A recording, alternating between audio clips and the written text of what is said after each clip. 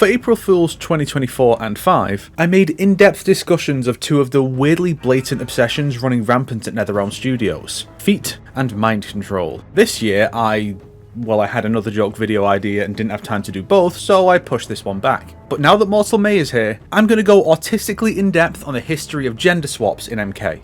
And it all started with MK1. The first gender swap in the series was Curtis Stryker, who became Sonya Blade when the developers removed Proto Katana from MK1's roster. Yes, this is how in-depth we're going with this. Tune in next year for the MK Race Swaps episode, lol. In MK Trilogy, the N64 port featured a female version of newcomer Chameleon named Chameleon. While the male version cycles through the colours and powers of the male ninjas, the female version stays grey and has the specials tied to the colour of her name in her health bar. She has since overshadowed her male counterpart by being a feasible mate for Reptile in older games, and getting a cameo and story role in M1K, while the male version has been effectively replaced by Floyd. MK Annihilation depicts a female water god as one of the Elder Gods. Mythologies had just released about a month earlier, introducing a male water god as a lesser god. The Annihilation team did know about Shinnok and Quan Chi, so it's possible they knew about this much less important character, but not guaranteed. Frost technically counts if you consider the core concept. She is a female Sub-Zero, not intended to replace him, but her entire concept does boil down to a female version of an established male character. In the NetherRealm timeline, she adopted classical Lin Kuei views surrounding the Shade Ryu and cyberization, despite having no connection to the old Lin Kuei. So, when she turned up in MK11 as the cyborg leader of the Cyber Lin Kuei with a bone to pick with Scorpion, she was effectively now a gender-swapped Cyber Sub-Zero in concept and Sector in role. Deception released in a time where new characters would be seen and hinted at in magazines without a lot of information until months later. As such, with the man himself nowhere to be seen in promotion early on, Astra was viewed as a gender swap of Raiden because of her hat and white clothes. I wonder if this influenced her depiction in Cage Match as a servant of Raiden. MKX would come next. Erin Black was, at some point, considered to be female, but they seem to have changed their minds before the concept art phase, since I don't believe any images of this female gunslinger concept exist. Technically, Farah becomes one for Tor in their ending, where she becomes the big brute to some other tiny gremlin child, but only technically. Then come the Kombat kids. Cassie and Jackie are the most like their respective predecessors, but therein lies the difference. Cassie is a blend of Johnny and Sonya, feeling as much like a clone of her mother as she does a gender swap of her father. But Jackie has no such depth. She is purely a girl Jax using gauntlets instead of cybernetic arms, but even that's not new because classic Jax never actually lost his arms using what were effectively full-arm gauntlets. And adding some kickboxing and capoeira to her kit in MK11 did nothing to fend off the allegations that she was an unoriginal waste of a slot. MK11 is where the formal gender swapping began though. These are the cases where characters had their genders changed, always male to female, heavily suggesting it specifically is a fetish because fetishes aren't equal opportunity unless you're bi. Someone's gonna take that seriously.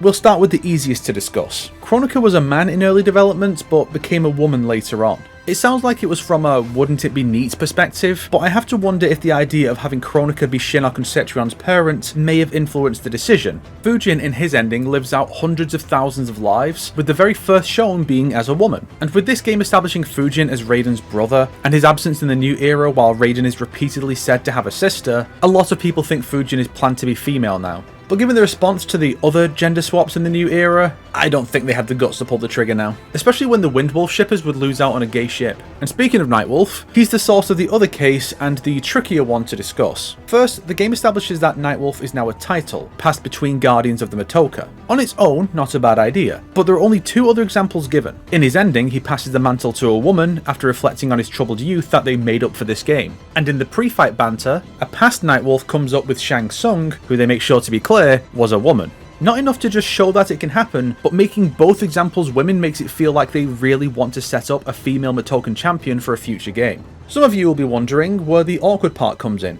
Well, the Great Spirit is not a fictional thing made up for MK like Cetrion or Kronika. This is a central figure in several real-life Native American religious beliefs. While seen as transcending the notion of gender, the spirit is often referred to as grandfather or old man in certain traditions, but MK11 exclusively uses feminine pronouns to refer to the entity. Again, they made everything about Nightwolf except Grey Cloud himself female to really hammer home what they want to do with this character, even if it means potentially being disrespectful towards a real-life religious belief. 5. I've not seen any pushback online about this decision from native communities, so hopefully they're fine with it, but it's best to err on the side of caution here and use less gendered language surrounding this one.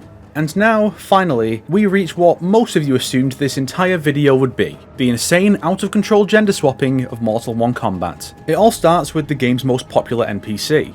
Damashi began as an alias used by Onaga in Deception to manipulate Shujinko. In M1K is now the name used by Kronika to manipulate Shang Tsung, only it's actually the other Shang Tsung disguised as Kronika and using the Damashi name, so it's not technically a gender swap and we don't hear the name until right before the reveal, but it counts because I said so.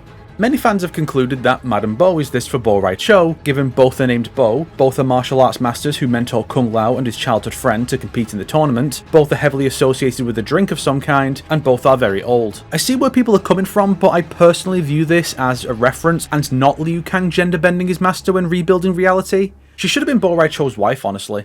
In Chapter 15, we encounter the infamous Janet Cage, both as an ally and a possible enemy. She's liked well enough, but a lot of fans are still angry that NetherRealm sold them the combat pack with promise of a Johnny Cage cameo, only to get Janet instead, and false advertising is a fair reason to get angry. But I like her and Evil Sonya as a ship, so bugger off. Alongside her, female versions of Scorpion, Sub-Zero, Ermac and Reptile also exist. They're just reworked Frost models and play the same as their male selves. The only thing of note is that Femme Scorpion has a unique voice, that being Mary Elizabeth McGlynn, the voice of Cetrion. Next, the big ones that helped to kill the hype for Chaos Reigns in Kombat Pack 2, Sector and Cyrax. For whatever reason, both Sector and Cyrax were made into women this go around. There's enough difference about the two to where you could headcanon that they're new people in the old identities, but doing this to both is just baffling. One should have stayed male to give them both unique silhouettes, but I guess they got worried by the ultra-specific whining about the lack of female DLC fighters in KP1 from people who need to sort their priorities out, and offered 2 women as recompense. KP2 really was the least hyped fighting game DLC season ever, eh? All that really changed from the gender swaps was that Sector is now in love with Bi-Han, and Cyrax had something with Kuai Liang in the past. So it ends up looking like shipping was the reason for the change, or that they were too cowardly to have a gay Sector. Fortunately, the backlash to the change was substantial, and so I don't expect many more of these going forward, but we do have a few left. First, Orin the Dragon, who guarded Taven in his sleep in the Midway canon, is now female. Granted, this one is from some indeterminate other timeline, so it could be a result of a larger trend in her reality. This is probably the one the least people care about compared to the number of people who know about it, given how small Orin's role is in the franchise overall.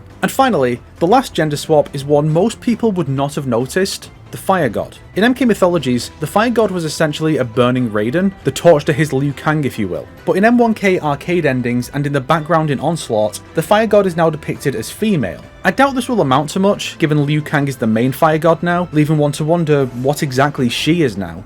And before we close out, I need to confess something. I lied about there being no female to male swaps. There is one. Johnny Cage mentions his asshole brother in several intros with other characters. In the actual MK1 prequel comic, he was said to have a sister named Rebecca, who is now unmentioned. It seems they may have unwittingly made the sole F2M gender swap by making stuff up, since I doubt they intentionally changed this ultra-obscure lore. And to close out, here are a couple of examples from outside of MK itself. In the fighting game Dive Kick, there is a parody of Kung Lao named Kung Pao, who is very cleverly referenced in the 2021 MK movie. Top knot.